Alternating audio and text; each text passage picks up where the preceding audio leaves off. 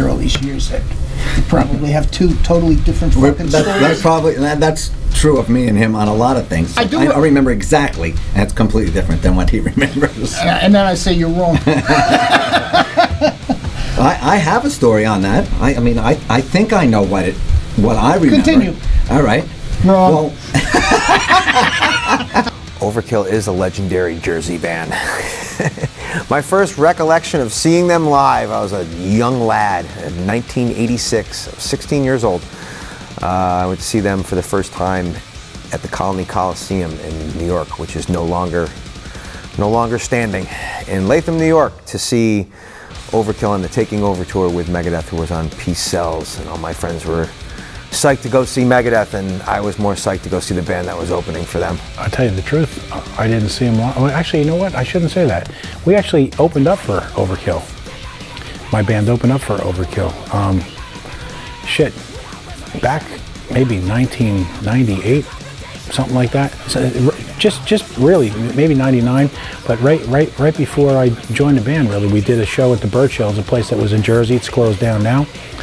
And I remember seeing them then. That was the first time that I saw them live, actually, and strangely enough, that after that show was when I actually joined the band. I never saw them live, never did, but would have been 98. Yeah.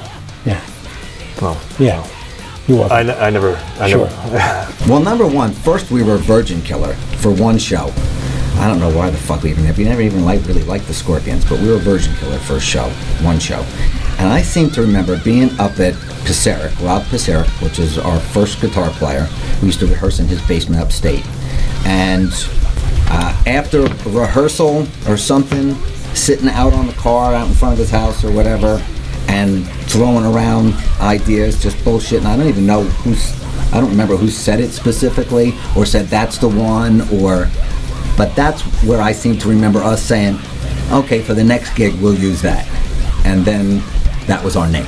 Well, there was a radio station called WSOU 89.5. And I remember my first foray into hearing something Overkill there was Power Surge. They played Power Surge on the radio, and I remember that it was Bobby Blitz did a radio tag for it. It says, "Hello, Mr. and Mrs. America, and all the ships at sea. This is Bobby Blitz from Overkill, and you're listening to 89.5."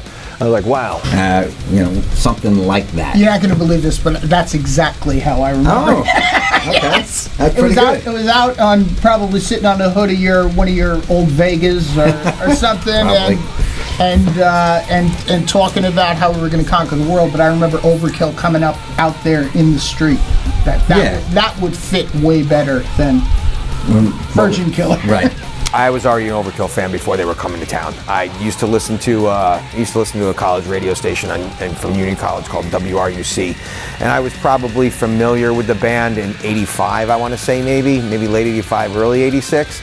I had already had the Taking Over album when they came to Latham for that show. They were on that tour for Taking Over, but I had already had the record before the show, so I was already in the know.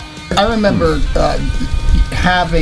getting with with Dee Dee and the original drummer, and there was a thing around here called the East Coast Rocker, or the Aquarian. It's a local Jersey mag, and I was actually over the Jersey line in New York State at the time, and it had a musicians classified. That was our app for finding people. That was our social media. There'd be a phone number at the bottom of it, and I'm pretty sure it was very similar to Leather and Steel, bass and drums looking for Leather and Steel guitars and vocals. Yep. And I'm not sure if the guitar player that he had mentioned earlier, Rob Pisaric, and I had an ad in there, but for sure it was the correct adjectives for what we were looking for, and that's how we got together. And when these guys showed up, I said, "Do people dress like this all the time?" During the day, it's like 4 o'clock, you got no shirt on and like a dog collar.